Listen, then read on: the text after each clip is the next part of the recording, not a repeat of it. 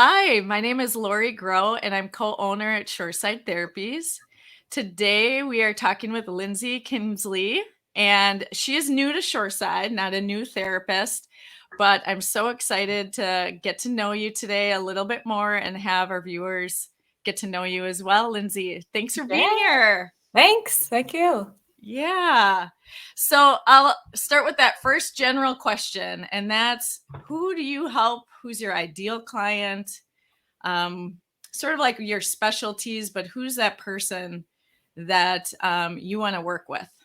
Yeah, so I really enjoy working with individuals in relationships, couples counseling, marriage, family dynamics. I've got a lot of experiences, so I'll go through a couple. I like conflict resolution. I like working on communication skills with other people, anxiety, depression, OCD, relationship issues. I work with postpartum anxiety and depression, so like new moms and parenting. And just working generally with people that might be struggling in their life with feeling unfulfilled, unworthy, unsatisfied, just generally in their life. Kind of like I think of like that fork in the road that brings people into therapy. I'm at a fork in the road and, need help and encouragement with what we've got going on. Additionally, Right. yeah, I really like social anxiety too. So social anxiety, social skills. Again, my background's in communication. So I like to do that. A lot of uncovering like emotions. How do we communicate emotions? Mhm. And just like normalizing the parts in our lives that feel scary or painful, because that can be a really uncomfortable part, I think, about joining therapy for the first time. So, Right, yeah. right. And I think too, the fork in the road, right? I think a lot of people are experiencing that right now of what is next. I feel like Mhm. that's a big theme with my clients and people that my friends and family and talking with them. It's this right now, there was this giant sort of pause, right, Mhm. for 2 years. And now it's like, what do I Yep. do now? Just What, catching what up. do I Yeah. want? Yes, Yeah. yes. And it's so useful to talk with somebody, I think, to Mhm. get that clarity of what should be those next steps or what do I Yeah. want those next steps to be. Yeah, absolutely. For sure. Yeah, yeah, that's great. So, Yeah. couples work, communication, it sounds like conflict resolution, anxiety, depression, and Mhm. transitions. Did I miss any? Did I miss any with that? Nope, nope. I usually, yeah, young adults. I really like young adults, college age, like I said, new marriage, anything that's like new for someone in their lives can be actually a really hard time. So I really like working with people as they work through those transitions. Yeah, and you had mentioned like postpartum Postpartum. anxiety and Yeah. depression, and I know I probably have mentioned this a few times that was one of the most challenging times for Yep. me Correct. because Yep. everything shifted, and I was, I'd read millions of books. Okay, Yeah. maybe one or two, but I thought, okay, I think I'm gonna be okay with this, and then Yep. once it happened, you're like, Yep. oh, everything's about you This big. now and Yeah. where what do I do? So I Yep. think that's so important. And I think a lot Yeah. of times new moms, new dads don't really feel like they should be talking to someone. Yep. So I Yeah. think yeah. Yeah. So isolating at that time. Yeah, I know. It's hard. It's really hard. Yes. Yes, Hmm. cuz it's pretty rare that somebody's going through that same exact, time of their life at that same time. Hmm. So you might have friends that have older siblings or older kids, I mean, and or not at that stage, so it can be very lonely. Hmm. Hmm. Yes. Yeah. So that's Absolutely. great. Yeah. That's great. All right, we'll move on to the next question. And this is always a common question that we get of what's your general approach to helping? Like what types of techniques do you use? Are you more Yeah. directive or guiding? What's your approach? Yeah, I would say I do a little bit of both. In my personal life, I tend to just be more directive. So kind of straight to the point. I really appreciate transparency and honesty. So I kind of hold my clients with the same kind of idea that it can be both. It can be guiding or directive. And so people that are new to therapy that might not know what that is, the directive approach is more like hands-on, I think, and like the guided approach is more hands-off, exploratory. So with directive, I kind of think of it like I'm a personal trainer, kind of like for your brain. So I help to hold people accountable to their goals. And like I said, if I see like a pattern of thoughts or behaviors, I might bring it up when I feel like the time's right. just because that stuff can be really helpful to bring and grasp into therapy, that like we all have blind spots that we might not be aware about. And so bringing that up in therapy, I think, can be helpful just to kind of add to those things, learn more about ourselves, and like learn about ourselves on a deeper level. But like I said, if we're like new to therapy and we might be confused or uncertain in our lives, I'm probably going to take more of an exploratory guiding approach to that, and just like recognizing and understanding about ourselves, educating about symptoms, and just kind of normalizing and recognizing. But at a bottom line, I just want to like meet people where they're at, wherever they are, and kind of go from there. Yeah. Yeah, I like that flexibility and the back and forth to it. Yeah. And I'm the opposite, so I actually lean towards the more, slow moving type Yes. in my real life. And then in therapy, that has to come out sometimes of I have to be more directive, and people want to know, Yep. what should I do here? And typically we don't give advice, Oh. but we'll say like, this is what seems like you want to do and what might work out. And if you do X, this is what's going to happen. If you do this, then that's going to happen. Yeah. And I think that can take a couple sessions off too, just to be getting right to the point of, Oh, this is absolutely. what, this is what we should be working on, Yeah. versus like taking maybe a little bit more time. Yeah.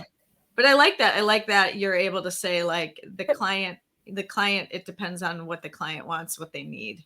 Yeah. And underlying, like I said, usually I get pretty attuned with my clients and kind of understand what they like, what approaches they like. And so like it's really easy for me to shift and be like, I'm going to be less challenging and we're going to be more supportive, depending on the day, what's going on. So I definitely have that flexibility where I can, bring about what we need to at that time.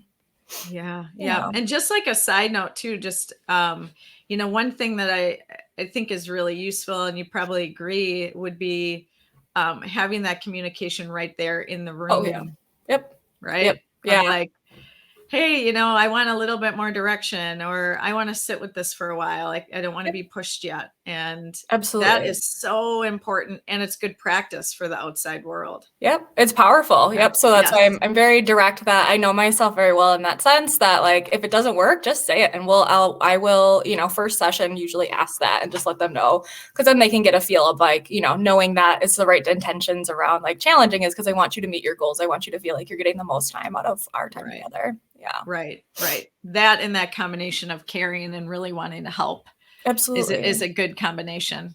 Yeah. All right. So next question. So Lindsey, what are your strengths as a therapist? I mean, I kind of was hearing a little bit of it already. Yeah. Tell me a Yeah. little more. Definitely, I think number one is authenticity for me. So being as real as I can with you. I'm never going to say anything to you that doesn't feel authentic to me. I'm never going to pretend to be something that I'm not, or even to know things that I don't, because I think the client is the expert. And so it's more about me getting to know you and how I can help you. So I'm very flexible. I call myself like shape-shifting. I can really just stick myself into any situation and kind of work about that way. And so I think that benefits my clients, is that everyone has their own different styles in that. By far, I definitely try to be sensitive to everyone's emotional needs. I always say like validation over challenging. So I'm going to validate before I challenge you, and get to that space, because I need you to know that like it's okay to feel however you feel. And just like throughout my own life, I've gained a lot of experiences and insights into, just emotions and difficult life transitions. So I'd say having that own life experience has helped to just bring about different shapes to therapy and that art.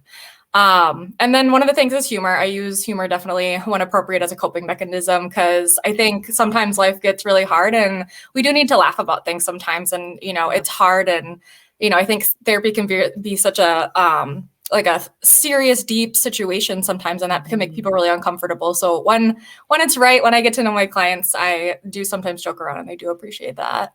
And then mindfulness, I use a lot of mindfulness-based approaches, and just being non-judgmental of like what's going on, accepting. I know sometimes people will bring things in and they'll be, scared or terrified to like open up about something. And I always want people to know that like they can open up about whatever it is that they're struggling with at that time. Right. And two, I think just with that point, I think once somebody says that thing that they were maybe shameful of or didn't want to share with anyone, once they share it, and we have that knowledge of, we've talked to so many people Yep. telling us those things. We've heard these things. Like, Mhm. it turns out people aren't really alone in that shame or that thing that they don't really want to talk about. And allowing for that non-judgmental space is so Mhm. important. And then Yeah. the reality is once that's out in the open, that shame dissipates. Yep. You know? Yeah. Yeah. It can be really freeing for people. I can, like seeing the weight lifted off their shoulders because Yes. we do live in a judgmental world sometimes. I know, like people, just saying their opinions or whatever, and we can feel judged, and then it's harder to open up. And so, it always hurts my heart whenever I hear someone say that. And so, I definitely want to make that as a priority, is like knowing that they can be comfortable to share whatever. Yeah. Yeah. I think that's so important. Yeah. So the other thing that I really like is that shape shifting. Shape-shifting. It Yeah. kind of, it makes me think of True Blood back in the day when that show was on, like, Yeah. but I think that part's so important too, of like being Yeah. able to get on someone's frequency and their level and where they're at. And Mhm. it becomes its own dance. I think of therapy as science and art kind of Yep. mixed together. You Yeah. can't just go hardcore with, well, the One or the other. statistics say this, and Yeah. and it can't be all fluff, Yep. So I think having that combination is beautiful. I Mhm. think that's wonderful. Yep. Yeah. All right, Lindsey, next one. All right. So what are your clients gonna expect after coming in to see you? So what results could they expect? Yeah. So the results that, let's see here, I get is that generally, that for me, the feedback I get is that I'm warm, gentle, easy to talk to, open up. They find it easy to connect once we get going. And once I get to know my clients, like I said, they feel particularly like attuned to their needs. So whatever they're feeling that day, like it's easy to shift like skills or things that we work on depending on what's going on. And like I said, I find value, like my clients find value with working with me, and because I may be the only person in their lives really that they can really talk to, which I've heard before. And again, it's like we live in a judgmental world, like that. I think that space to have that emotional safety is like priceless when, we might be plagued with fear or criticism from people around us. So as far as results that people get when seeing with me, they feel more confident. They tend to take action more in their lives. They gain clarity, and they report that it's helpful to have someone, again, that they can trust and confide in, just so they can get to know themselves better. And like I said, just like easy to talk to, like I said. Yeah.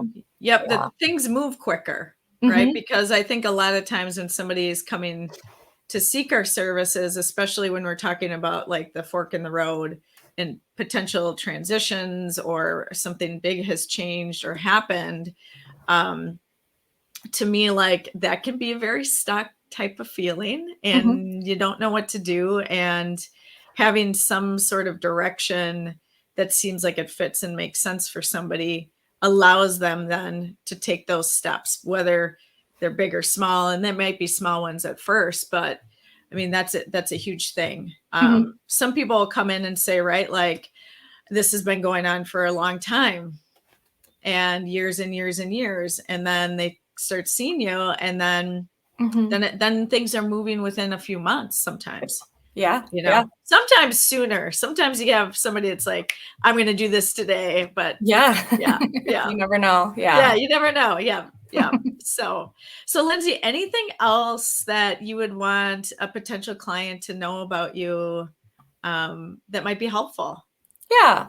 I want clients to know that they can feel comfortable coming to me, that I'm really open to feedback, and not all approaches work for everyone. We always say, like, you can't take a cookie cutter approach to therapy, meaning one thing works for everybody. And so I have a lot of tools in my pocket that I can use. And I always tell people up front that like we can pull out different tools, like if different things are working. And so I usually praise any client that speaks up, and I can tell that something's really difficult or hard for them to share.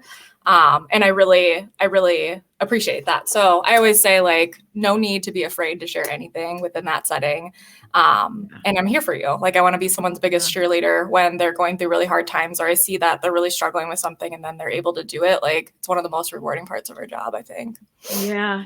I think what you're talking about is pretty unique too, of like not just an open space to hear about their life and what's going on with them, but an open space to hear again what's going on in the room. Mhm. How often do we have opportunities where someone's saying to you and means it that Yeah. you can say something to me if it's not working. Yep. I'm not going Absolutely. to freak out or leave the room or anything. You know, you can talk Mhm. and we'll get to it and we'll figure it out. And, Mhm. you know, it's all about, right, that relationship and trust and feeling like they can say what they need to say to make that time, you know, really work for them. Absolutely. Yeah. So Mhm. awesome. Yeah. Well, thanks, Lindsey. Yeah, of course. Yeah, it was so great talking with you today. So, if anyone wants to reach out to Lindsey, I'm going to put in the comments on Facebook of how to get a hold of her. We are going to put up her bio and everything within the next couple days on our website. But in the meantime, you can just email hello shoreside in at gmail.com if you'd like to set something up with Lindsey, and then we can put her information again right in the comments for you. So thanks again. Thank you. Yeah. All right, we'll talk soon. Bye. Bye.